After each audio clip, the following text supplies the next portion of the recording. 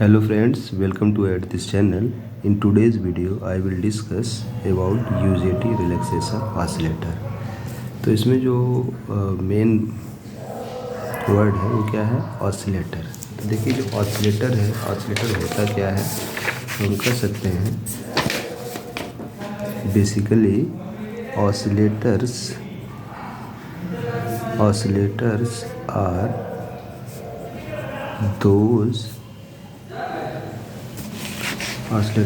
those electronic circuits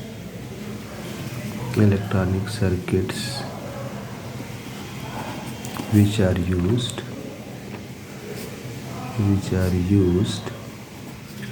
to generate desired wave shape of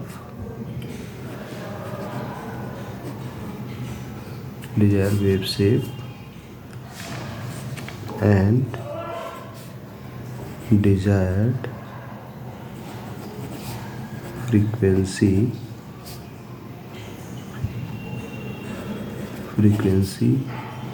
signals. तो हमने कहा कि ऑसिलेटर क्या होते हैं। बेसिकली ऑसिलेटर ऐसे इलेक्ट्रॉनिक सर्किट्स हैं जो डिजायर्ड वेव शेप के डिजायर्ड फ्रीक्वेंसी के सिग्नल्स को जनरेट करने के लिए यूज़ किए जाते हैं।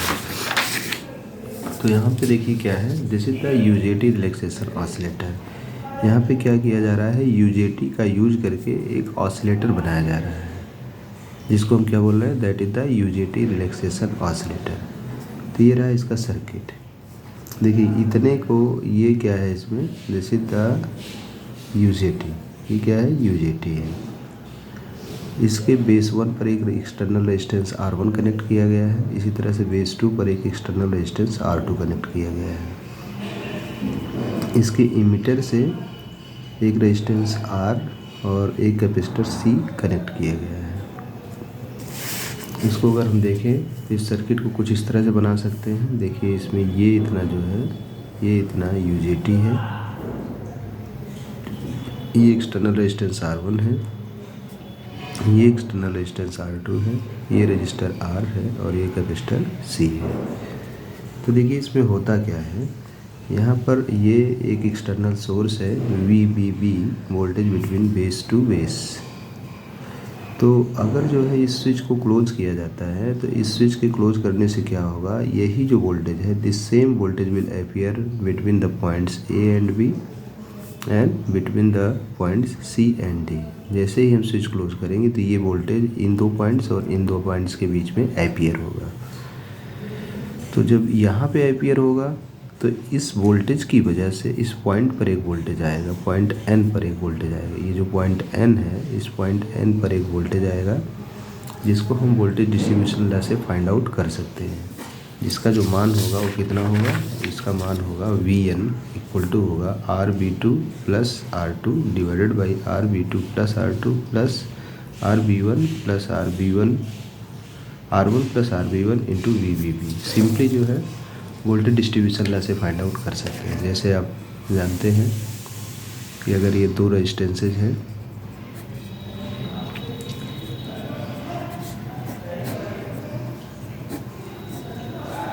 this is V.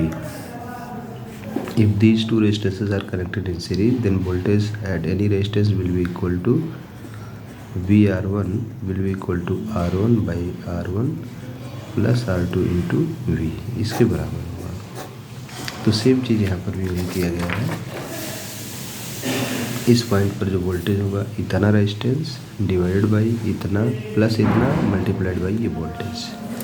तो यही यहाँ पे किया गया है। इस तरह से पॉइंट, जब ये यही वोल्टेज यहाँ और यहाँ अपीयर होगा, जब यहाँ अपीयर होगा तो इसकी वजह से पॉइंट N का जो वोल्टेज है ये जो है इतने के बराबर होगा, Vn के बराबर होगा, जो कि कितना होगा RB2 plus R2 divided by RB2 plus R2 plus R1 plus RB1 into VBB। और जब यही वोल्टेज यहाँ पे अपीयर होगा तो इसकी वजह से क्या होगा, कैपेसिटर चार्ज होना शुरू होगा। मतलब इस कंडीशन की बात कर रहे हैं जब हमने इसको यहाँ पे थ्रो किया, मतलब इसकी स्विच क्या हुई, क्लोज हुई। जब क्लोज हुई तो इसमें क्या हुई, इस तरह से करंट फ्लो होना शुरू हुई यहाँ पे। जब करंट फ्लो होना शुरू होगी तो कैपेसिटर क्या होगा, चार्ज होना शुरू होगा। कैपेसिटर चार्ज होगा तो कैपेसिटर का जो वोल्टेज है वो एक्सपोनेंशियली क्या होगा, इंक्रीज़ करेगा। कैपेसिटर का जो वोल्टेज है एक्सपोनेंशियली इंक्रीज़ करेगा। इस तरह से कुछ है। देखिए कैपेसिटर का जो चार्जिंग वोल्टेज होता है कुछ इस टाइप का होता है। इसका फार्मूला है VC = V × 1 - e⁻t/RC, जिसमें क्या होगा, कैपेसिटर पर जो वोल्टेज है वो टाइम के रिस्पेक्ट में धीरे धीरे क्या होगा, बढ़ता जाएगा। तो कैपेसिटर का वोल्टेज बढ़ता जाएगा। कैपेसिटर का वोल्टेज बढ़ता जाएगा तो पॉइंट M का जो वोल्टेज है ये क्या होगा, बढ़ता जाएगा। जब ये M का वोल्टेज बढ़ता जाएगा, क्योंकि यहाँ का वोल्टेज तो कांस्टेंट है, ठीक है। जब ये कांस्टेंट है और ये वोल्टेज बढ़ रहा है समय के साथ, तो एक स्थिति ऐसी हो सकती है कि पॉइंट M का वोल्टेज पॉइंट N के वोल्टेज से कम 0.7 अधिक हो जाए। जैसे ही पॉइंट M का वोल्टेज पॉइंट N के वोल्टेज से 0.7 अधिक होगा तो क्या होगा, ये डायोड कंडक्ट करना शुरू कर देगा। और जब डायोड कंडक्ट करना शुरू करेगा तो अब ये कैपेसिटर क्या हो रहा था, अभी तक ये चार्ज हो रहा था। इस ऐसे जो करंट फ्लो कर रही है, दिस करंट हम कह सकते हैं this is the charging current. ये कैपेसिटर को चार्ज कर रही है। लेकिन जब यहाँ का वोल्टेज, मतलब अगर हम ये कहें इफ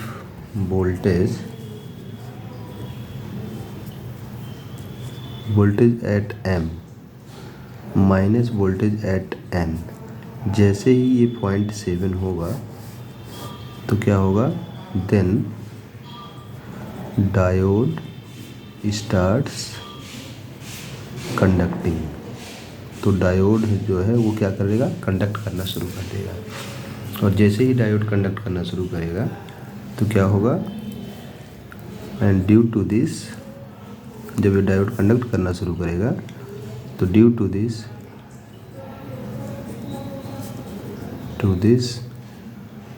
कैपेसिटर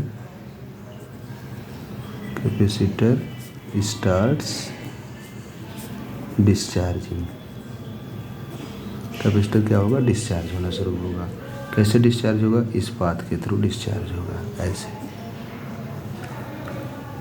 तो कितना डिस्चार्ज होगा, क्योंकि ये UJT है तो आप जानते हैं कि इसमें नेगेटिव रेजिस्टेंस रीजन होता है। तो नेगेटिव रेजिस्टेंस कहाँ तक घटता है, वैली पॉइंट तक। तो जब ये कैपेसिटर चार्ज होगा तो पीक पॉइंट तक चार्ज हो जाएगा और वैली पॉइंट तक क्या होगा, डिस्चार्ज हो जाएगा। जैसे ही वैली पॉइंट पे पहुँचेगा तो फिर से क्या होगा, कैपेसिटर चार्ज होना शुरू हो जाएगा। इस तरह से इसमें क्या होगा, कंटिन्यूसली कैपेसिटर चार्ज और डिस्चार्ज होगा। कंटिन्यूसली डिस्चार्ज और डिस्चार्ज होगा तो हम कह सकते हैं कुछ इस तरह का जो है वेव शेप हमको प्राप्त होगा। सिंपल सी थ्योरी है इसकी।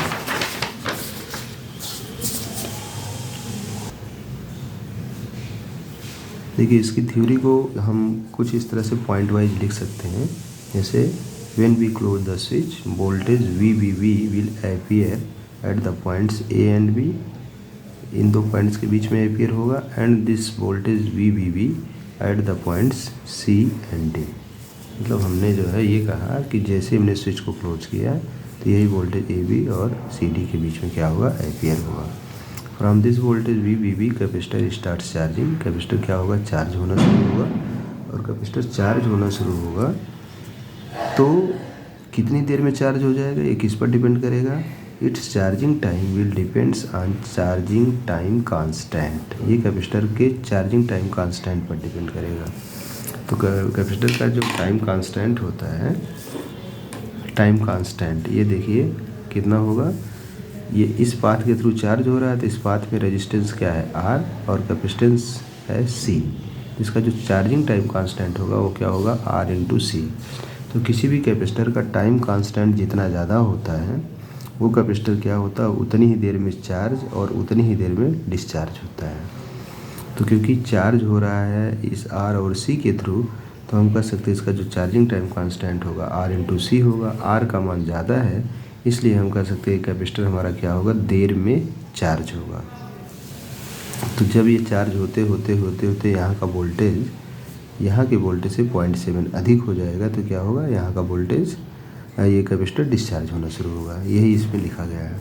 देखिए as time increases charge of capacitor increases, capacitor का जो चार्ज होगा वो क्या होगा, इंक्रीज करता जाएगा। So voltage at point M also increases, M का जो वोल्टेज होगा वो भी क्या होता जाएगा, इंक्रीज होता जाएगा। Voltage at point N will be equal to this, ये मैंने अभी वोल्टेज डिस्ट्रीब्यूशन लॉ से बताया था, वोल्टेज कैपेसिटर पॉइंट एन पर इतना होगा। Since voltage at point M depends on charging level of capacitor, point M का जो वोल्टेज है ये कैपेसिटर के चार्जिंग लेवल पर डिपेंड कर रहा है कि ये जो है कैपेसिटर कितना चार्ज हुआ है। Since voltage at point M depends on charging level of capacitor and charging of capacitor will depends on time, capacitor जो है कितनी देर में चार्ज होगा वो बेसिकली किस पर निर्धारित होगा, समय पर। जितना जितना जैसे जैसे समय बीतता जाएगा वैसे वैसे कैपेसिटर चार्ज होता जाएगा। So as time passes voltage at point M increases, जैसे जैसे समय बढ़ता जाएगा वैसे वैसे कैपेसिटर चार्ज होता जाएगा। So a condition will arises at which voltage at point M will be greater than voltage at point N by 0.7, मतलब पॉइंट एम पर जो वोल्टेज है पॉइंट एन के वोल्टेज से क्या हो जाएगा, 0.7 अधिक हो जाएगा। At this condition at this time voltage of capacitor will be at maximum level, इस समय at this time voltage of capacitor will be at maximum level that is the peak level, ये समय कैपेसिटर का जो voltage होगा वो maximum level पर होगा, जिसको हम क्या कह सकते हैं कि ये पीक लेवल पर है। तो जब ये पीक लेवल पे पहुंच गया, पीक लेवल का मतलब इस समय ये है Vm, जो Vm का वोल्टेज है Vn के वोल्टेज से क्या है 0.7 अधिक है, ठीक है। तो यही हमारा क्या हो जाएगा, ये हो गया Vp, हम कह सकते हैं इस समय ये पीक लेवल पर है। एट दिस कंडीशन, क्योंकि अब कैपेसिटर जो है, अब कैपेसिटर यहाँ से अब डिस्चार्ज होना शुरू हुआ, अभी तक कैपेसिटर चार्ज हो रहा था, तो कैपेसिटर का ये मैक्सिमम चार्ज लेवल हुआ, मतलब मैक्सिमम वोल्टेज ऑफ कैपेसिटर हुआ, कह सकते हैं this is the maximum voltage of capacitor, ये कैपेसिटर का मैक्सिमम वोल्टेज होगा। तो इस वोल्टेज के बाद अब क्या होगा, कैपेसिटर डिस्चार्ज होना शुरू होगा। तो at this condition diode will starts to conduct, मतलब जैसे ही पॉइंट एम का वोल्टेज पॉइंट एन से अधिक हुआ, कितना 0.7, तो डायोड कंडक्ट करना शुरू कर दिया। So capacitor will start discharging and will discharge up to valley point, valley point तक क्या होगा, डिस्चार्ज होगा।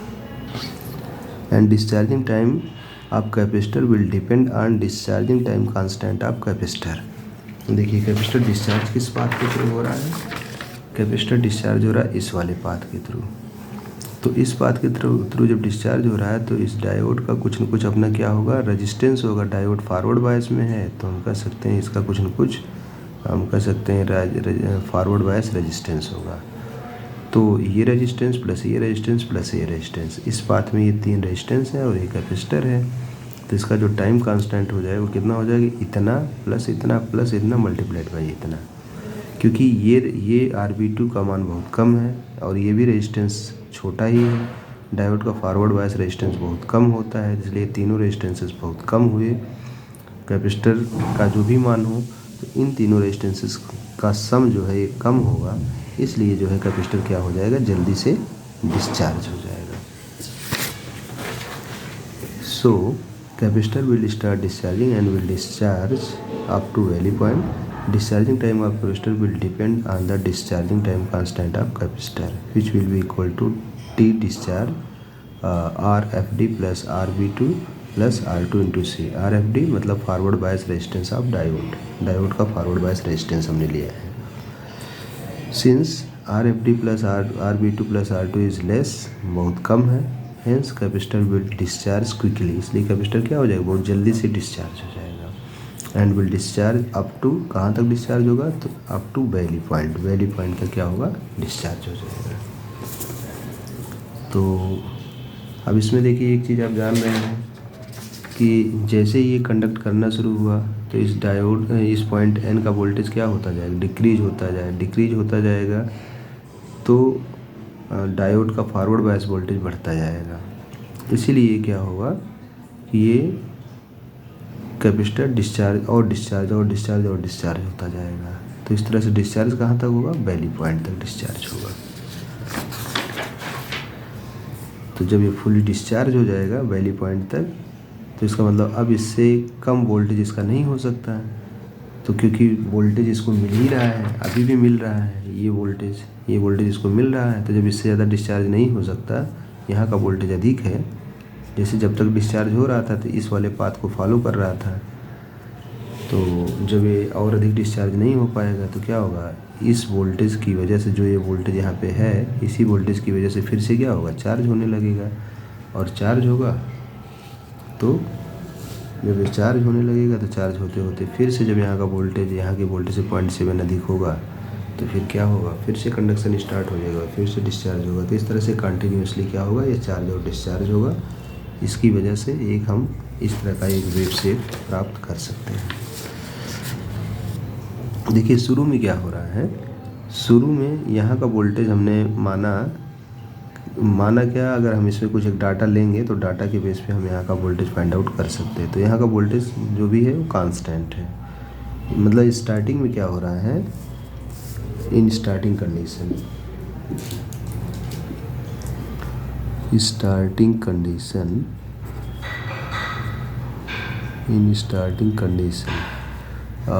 वोल्टेज Vn जो है ये क्या है, this is greater than voltage at M, ये इससे अधिक है।